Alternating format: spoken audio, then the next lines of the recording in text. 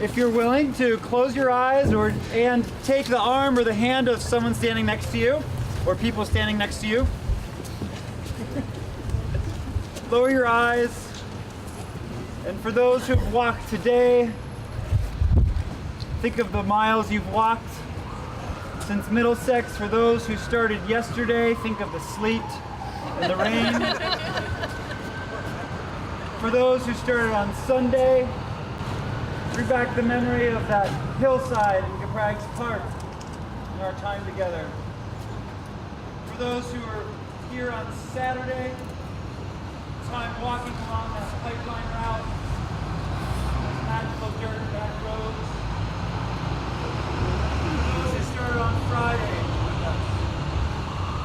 Remember our opening ceremony on the green Middlebury,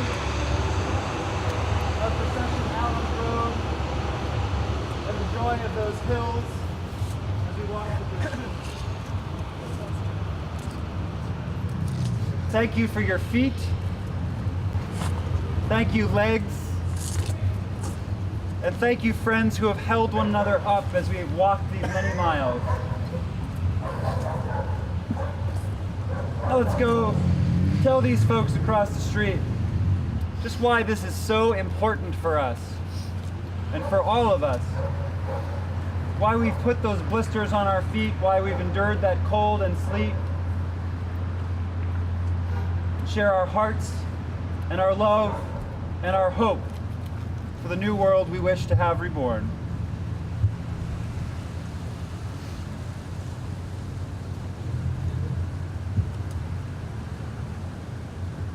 Let's go eat. Thank you. Thank you. Hi.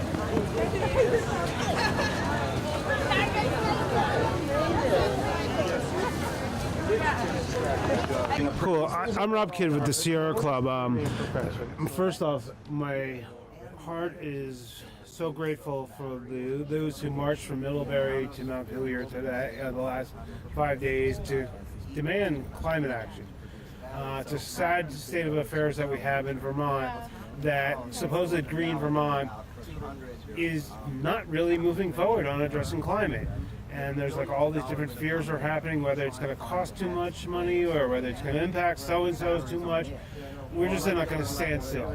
So while we have other states going to 100% renewable energy, implementing electric vehicle incentives, we're debating policies that are going to implement small incremental changes. And that's not what's needed. The gravity of this crisis is for strong climate action, not just simplified action.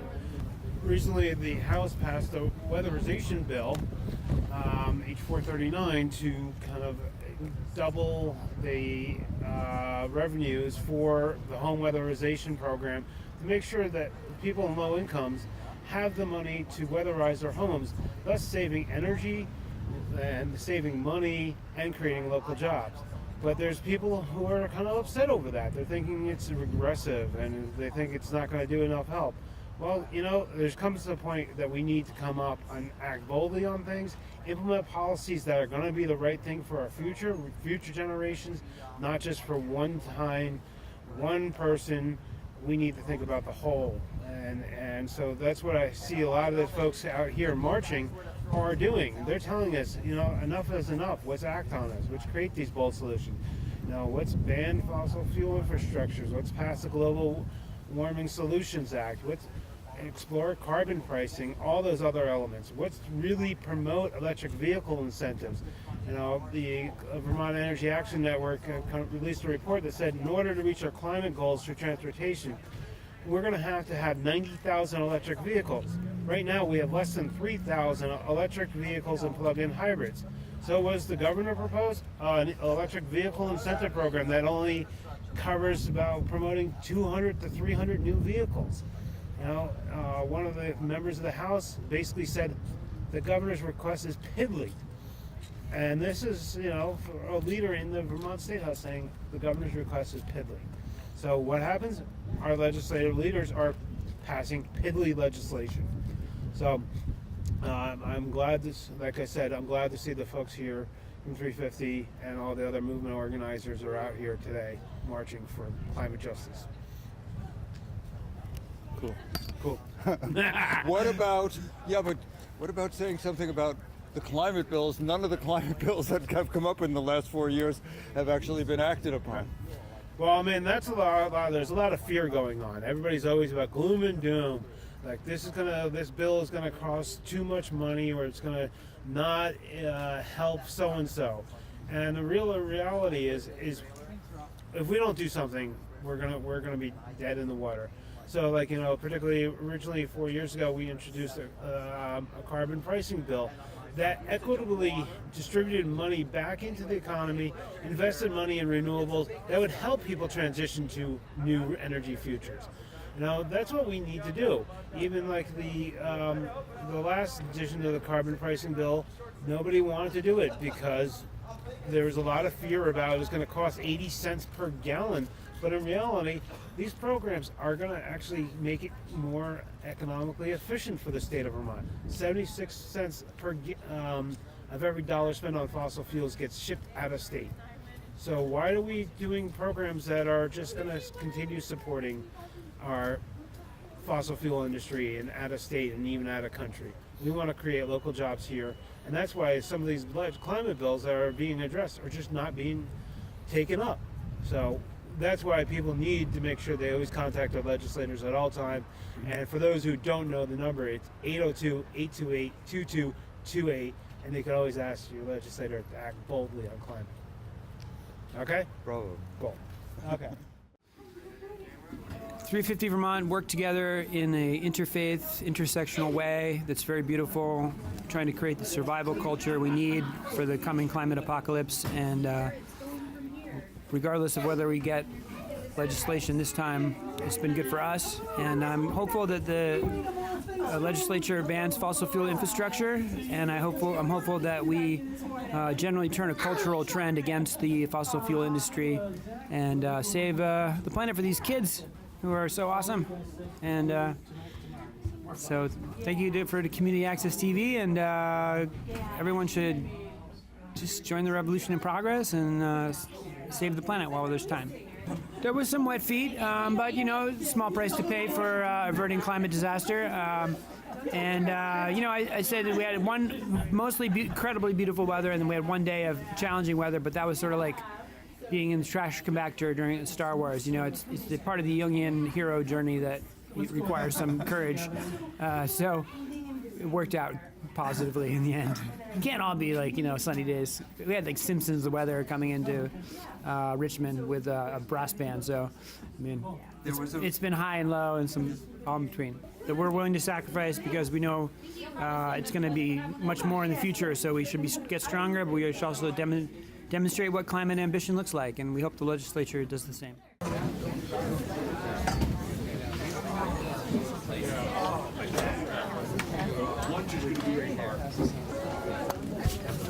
Really good. Lots of fat.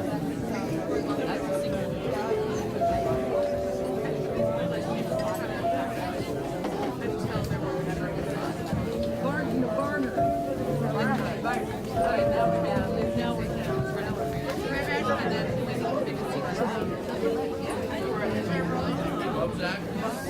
I don't know that there's a lot of climate change deniers left, particularly in Vermont, but there are some in the State House who still, they don't deny climate change is happening, but some deny humans' role in it. But the science is very clear. Our activity, our emissions, the increased emissions due to human activity has greatly affected our global climate.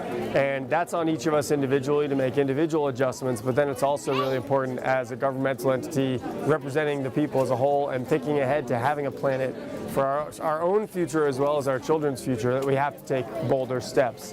The legislature has passed different pieces of legislation over the years. Most of them right now are not to the scale of the problem. I just heard the other day that our state goal had been to weatherize 80,000 homes by 2020. We've weatherized about 25,000, and this year's legislation that came out of the House is going to increase it from about 800 a year to 1,300 a year. Well, 2020 is only a couple of years out, and if we're doing 1,300 a year and there's 60,000 homes short of our goal, we're missing something. And so I think where a lot of people are frustrated, and I'm really excited about the walk that these folks took to sort of amplify the voice of the frustration that's out there, that we need to do more and we need to be more bold with respect to weatherization, with mass transportation, with education about individual choices that we can each make to be reducing our individual footprint, but also as a whole, how can we collectively be pooling our resources to also make some change and impact our old housing stock, our transportation system, so that folks can be in buses instead of individual cars, expanding broadband so folks can work from home and not have to drive everywhere to get to work. We need to be looking at this from all different directions. We need to be looking at it from carbon sequestration in our soil. How do we pay farmers, not just for the product they're making, but for how they're treating the earth and the water, so that that earth and water are in better shape, and our air for all of us and our children to have in the future. But we need folks' voices, and I would say to folks watching, the key in democracy is people. And if people care and take the time to spend, say, 15 minutes a week on democracy, calling your legislator and saying, well, what are you doing, and is it possible to do more? Asking questions, being kind, even and friendly, not only with folks who are maybe in opposition to the positions that we have, but even with our friends and allies who are supporting good things, but maybe need a little support to go a little farther. It's time to do bold legislation, and even if we lost 5 or 10 seats, we would not lose the majority, and we could rest easy for the change we made. We have to listen to Greta Thunberg. 50 years from now, when our children and grandchildren say, you know, why didn't you do more?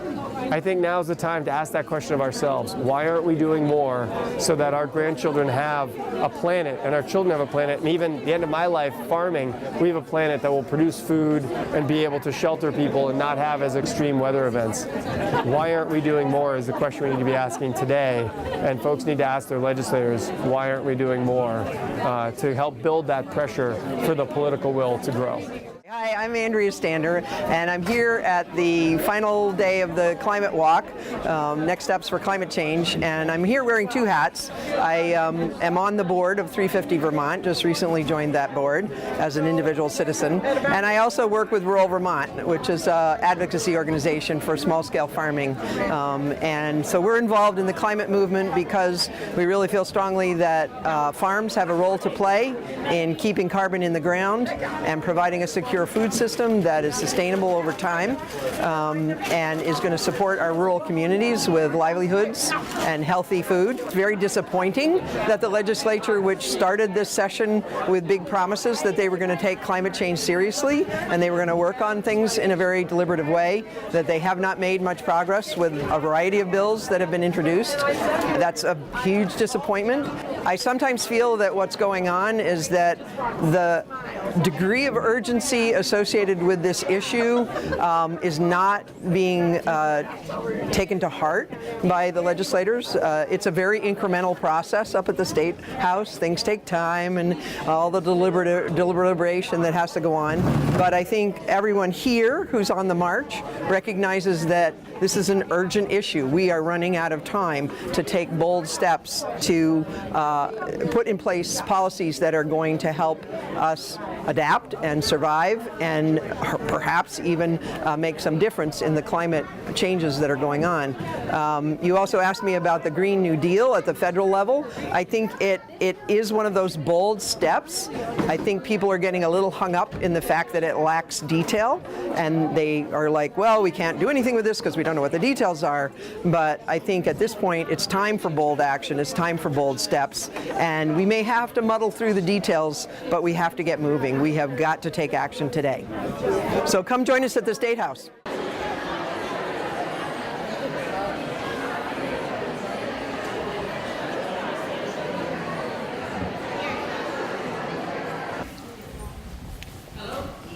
Into it. Okay, hello. My name is Julie. So, the reason we are here today is to pressure our legislators into passing 3 bills. H51 and its Senate companion bill S66, which would both ban new fossil fuel infrastructure in Vermont. No new pipelines,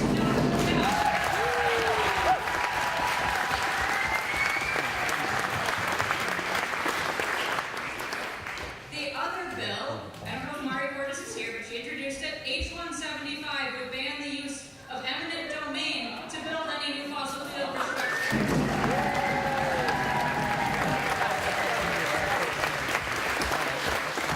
Those who don't know what eminent domain is, this would basically ban companies from stealing people's land to build fossil fuel infrastructure there. So that's that is why we are here. Thank you. Right now, the legislators are responding really positively towards our pressure on these bills. They're talking about having a joint hearing. They're being really receptive. So this action is not a really aggressive, disruptive action. We're not risking arrest. We're not shaming folks. We're actually going in and we're supporting them, and we're thanking them, and we're trying to push them to make sure that these bills go through, and they go through in an effective, impactful manner. And we will enter into the State House in silence. And then we are going to do this very beautifully coordinated ability to burst into song at the exact same time, all 150 or so of us. And it's going to be really beautiful. We're going to learn the song in a minute. When the song finishes, there'll be a pause, and then there's a group of youth who have some pussy willows. Who else has got them? These are pussy willows that we collected along the walk over the last few days. And tied to each one of these branches is a tag that folks who were on the walk wrote about, especially the youth that were on the walk, about things that they wanted to express concern about and that they really want the legislators to protect.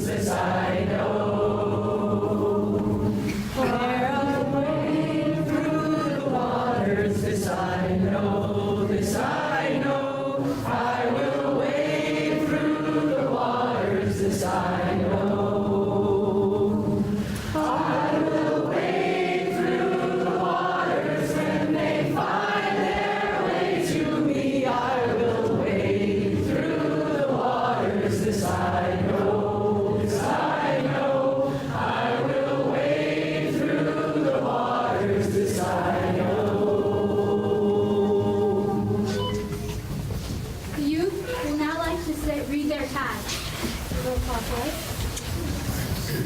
Please protect our ancestors, all our ancestors, of our past, our present, and our future. Preserve the wild and the tame, the public land and the private land, the rivers and the fields. Preserve the outspoken and the quiet, the young and the old, the beautiful and the rugged. Please support our maple syrup industry. Protect the ancient land of the Nadakana, home of the Abenaki. The climate crisis is upon us all. The chance to see our planet Earth are waning. The chances to see our planet Earth are waning. Please find it within your moral self to act now. Spread the love, not the fossil fuel infrastructure. Please preserve this Earth so we can have a beautiful future living in harmony with creation. Please preserve my future and my children's future. Please protect all the love in this state. Please protect our soils and remember that we are on stolen ground. Preserve a future where I can raise my future children without fear. Preserve our Vermont, not because you think it's right or wrong, but because it is a thing that needs to be done. There comes a time when you must choose between what is right and what is easy. That time is now. Your choice will go down in history. Choose wisely. Please help Vermont do its part to preserve the stable climate that our living planet co-evolved with and relies on. There are 7 billion plus people on this planet, and many of their futures depend on some of the decisions you make. So think about the planet that we share. Protect it, protect your children and mine. Please preserve winter in Vermont. You have the power to make your future better than what it looks like it will be. Use it. Please preserve Vermont so children will know clean air and clean water, not desperation, despair, drought, and pollution. Please do what you can to preserve life on our planet. Preserve small towns and business on a sustainable scale. Do it for our children. Please preserve a chance to build a future of resilience, freedom, unity, and healing for all who have been oppressed. Please think of all the vulnerable non-humans that will live or die because of our decisions. I want to tell my grandchildren to go outside, play there, and breathe the fresh air and smell the scent of the forest. I can't do that if there's a natural gas pipeline in the way. Please protect the soil that grows our food and feeds your children, and your children's children, and my children, and their children. Please put the effort into helping us to create a future where hope can grow and we can heal. There is so much to be done to create climate justice. We need your help. Thank you. Please support Bills H51, H175, and S66.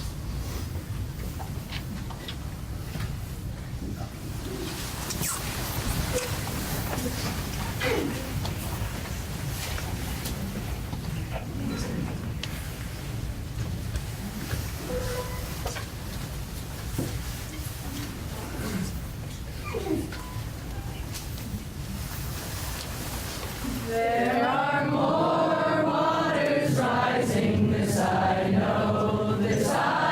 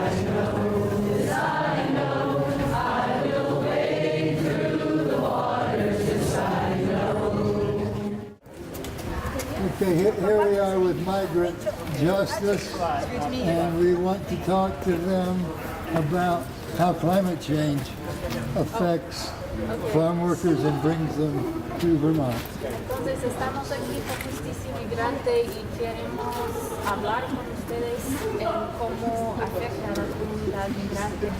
Que provienen del cambio climático, una plaga que seca las hojas de la planta y se muere. Entonces no tenemos cómo volver a sembrar y nos obligan a emigrar. So in Mexico, there are huge effects from climate change, where many of us depend on agriculture, and there's been a sickness where many plants are just drying up and dying, and this means that we don't have a way to provide for our communities, and it leads us to migrate. More? Anyone else? Damos igual apoyos para seguir moviéndonos aquí en Estados Unidos y poder trabajar mejor y tener menos de discriminación. And so this climate change causes us to migrate, and now that we're here, we need support to work here, and we need support with less discrimination. Y bueno, como trabajadores migrantes en el estado de Vermont, estamos en solidaridad con la lucha por el planeta, porque el planeta es de todos y todos tenemos el derecho de vivir donde queremos, pero también tenemos la responsabilidad de cuidarlo y trabajar juntos para que los que tienen el poder de cambiar las leyes hagan mejores cosas para preservar el planeta. And so, as migrant workers here in Vermont, we stand in solidarity with the struggle for the planet, because the planet is for all of us, and we all have a right to live, but we also have a responsibility to work together. And those who make the laws have a responsibility to make sure that the planet is healthy and that we can live. Thank you all. Thank you. Muchas gracias.